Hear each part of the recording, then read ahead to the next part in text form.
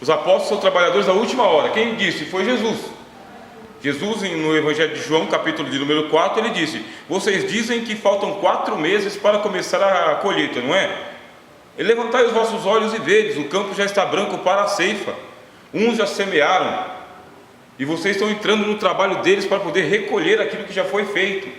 Todo missionário ele tem que ter um senso, uma doutrina. Qual é a doutrina? A escatologia. Que significa escatologia? É a doutrina das últimas coisas. Nós chegamos aqui e quando a gente chegou, o trabalho já estava na etapa final. Jesus Cristo está voltando a qualquer momento, a qualquer momento. Cristo ele colocou senso de urgência na vida dos apóstolos, senso de urgência.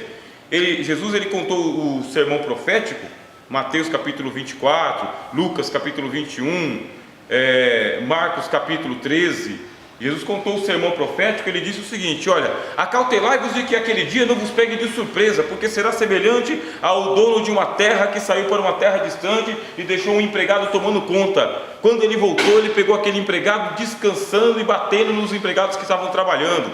Aí Cristo pegou e contou várias parábolas dizendo isso, que o evangelho ele tem que ser pregado com um senso de urgência, porque Cristo volta a qualquer momento.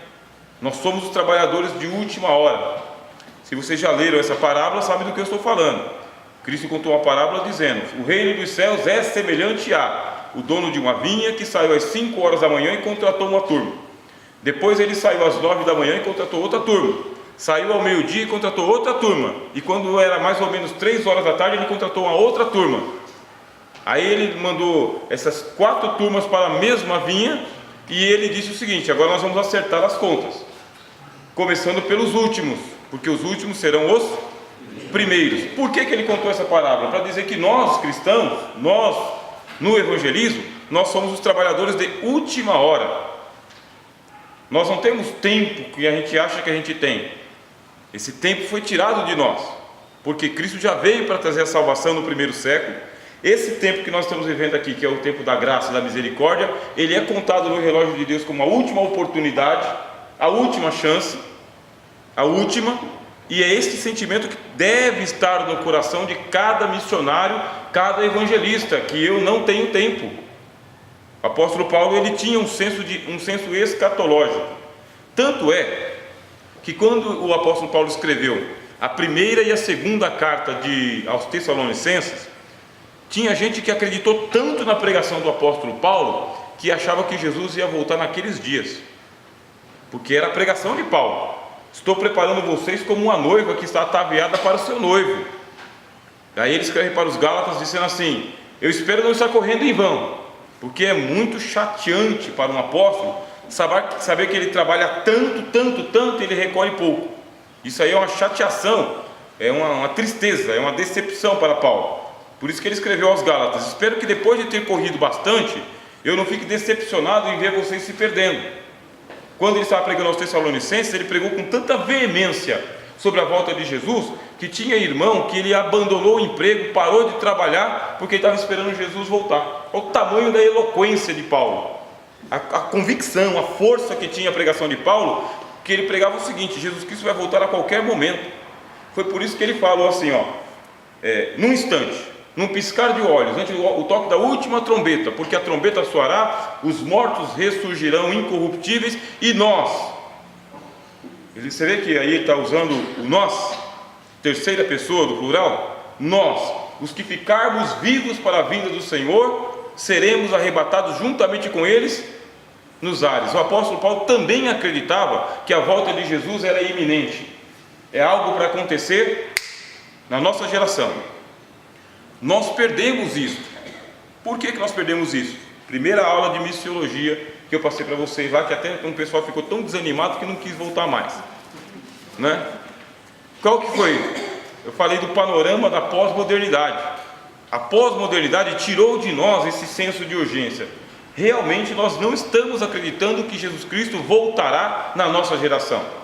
Nós não fazemos mais pregações de caráter escatológico, ou seja, prepara-te, ó Israel, para encontrares com o Senhor teu Deus. Tanto é que é necessário fazer um congresso sobre a volta de Jesus. Vocês acham que precisava fazer congresso no primeiro século para falar sobre a volta de Jesus? Não precisava, irmãos, por causa que a volta de Jesus era a pregação diária. Venha a nós o teu reino, ponto. Maranata, hora vem, Senhor Jesus. O apóstolo Paulo escreveu, o apóstolo Pedro escreveu, Tiago escreveu, Judas escreveu, João escreveu, o autor aos Hebreus escreveu. O Apocalipse de Jesus Cristo foi escrito por causa disso, nessa expectativa. Estamos na última hora. João escreveu: filhinhos, é já a última hora. E ouvistes que falar que vem o anticristo, quando? Na última hora. E olha que ele já está no mundo. Senso de urgência. Jesus Cristo voltará. Todo missionário, ele abre mão daquilo que ele faz, daquilo que ele é, daquilo que ele investe, por causa de quê? Como que esse homem pode ter deixado um emprego no Banco do Brasil para fazer missões? Como que ele pode ter deixado de ser diretor de uma grande empresa para fazer missões? O que tem na cabeça desses missionários que ele deixa de ser um grande empresário para fazer missões? Ele perdeu o preço por essa vida. Perdeu o preço. Ele descobriu uma pérola de grande valor, irmãos. Jesus contou essa parábola. Que parábola? Ele disse: o reino dos céus é semelhante a um colecionador de pérolas, que sabe que encontrou a pérola de grande valor, e pelo gozo em possuí-la vendeu tudo quanto tinha, para poder adquirir aquela pérola. Essa é a paixão missionária que a gente não entende. A pós-modernidade roubou isso de nós. Nossas pregações são pós-modernas. O que é uma pregação pós-moderna? Ela é relativa. Ela serve para você, mas não serve para você. Ela serve para o Valdir, mas não serve para mim. Isso é pós-modernidade, irmãos. As pessoas não creem que a pregação ela tem um valor absoluto, que é a verdade de Deus, que é Deus que está falando, que Deus está falando com todo mundo. Aí o pessoal fala: é porque tem gente que faz o seguinte: na hora que vem para a igreja ouvir o sermão, ele traz duas ferramentas. Ele traz a enxada e traz a pá. Aquilo que ele acha que é para ele, ele puxa com a enxada. Aquilo que ele acha que é para o outro, ele empurra com a pá. Isso é pós-modernidade, irmãos. Isso é uma decadência. Saber que você vai na igreja, vai ouvir um sermão e o sermão não presta para você, não serve para você, o sermão não se encaixa com a sua vida, isso é uma decadência. Pós-modernidade. Em que momento Jesus disse isso? Nunca. O que ele disse para Pedro, ele disse para João. O que ele disse para João, ele falou para Tiago. O que ele falou para Tiago, ele falou para Bartolomeu. E o que servia para o fariseu, servia para o saduceu também. A palavra de Deus, ele disse: passa o céu e a terra. É mais fácil passar o céu e a terra do que um J cair da palavra. Não cai. Mas na pós-modernidade nós não acreditamos assim. Por isso que a gente não entende a paixão missionária. Como assim? Pérola de grande valor. Venda tudo que você tem para poder se dedicar ao reino. Não consigo entender onde. Aí a gente olha para esses irmãos que vivem a vida todinha para se dedicar para o reino e fala: onde encontra tempo? Não sei onde ele encontra tempo. Ele não come, ele não dorme, ele não bebe, ele não viaja, ele não se diverte. O que aconteceu com ele? Ele deve encontrar algum tempo, mas parece que ele está o tempo inteiro dedicado à obra de Deus. A hora que você ligar, ele está pronto. É o que Cristo disse: o reino dos céus é semelhante a um homem que estava procurando um tesouro e encontrou, só que o tesouro estava enterrado num terreno que não era dele. Pelo gozo em ter aquele tesouro, foi e vendeu tudo quanto tinha e comprou o terreno para poder escavar e encontrar o tesouro. Algum irmão ou irmã acha que vai dar para ser missionário se você não abrir mão de você mesmo? Se você não abrir mão de tudo? Nenhum missionário consegue sustentar a causa das missões se você ainda tiver bens no mundo, se você tiver senso de propriedade. Você não consegue ser missionário, porque o missionário é aquele camarada que ele fala igual o apóstolo Paulo: tenho por certo que eu perdi foi tudo por amor de Cristo, e as considero como esterco. O que é esterco? Eu joguei para escanteio, acabou, joguei no lixo, para que eu possa ganhar a Cristo. Só que nós que somos crentes da pós-modernidade, a gente quer fazer um acordo com Jesus, um acordo, e nesse acordo a gente não precisa jogar tudo no lixo, porque dá para aproveitar muita coisa. A gente quer Cristo e tudo. Se é Cristo e tudo, aí você cai na pós-modernidade. Jesus falou: não, quem lança a mão do arado não pode olhar para trás, porque na hora que você olhar para trás, você fica igual a mulher de Ló. Lembrai-vos da mulher de Ló. O que ela fez? Olhou para trás. O que aconteceu com ela?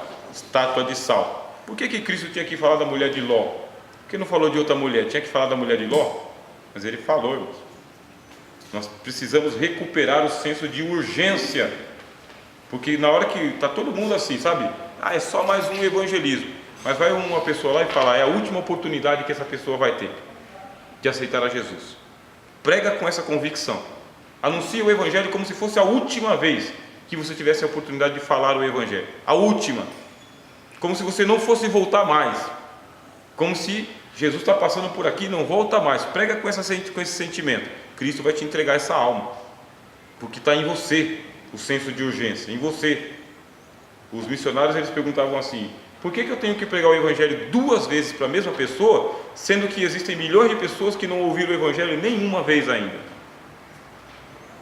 É uma figura de linguagem para dizer o seguinte: nós já chegamos atrasados e Cristo voltará. E aí as parábolas de Jesus não são animadoras, tá? Para a volta dele. As parábolas de Jesus são desanimadoras, porque ele diz que pegará muitos de surpresa, mas muitos despreparados, muitos. Ou, se contar, pega todo mundo dormindo. A não ser que você tenha um chamado apostólico, quer dizer, missionário.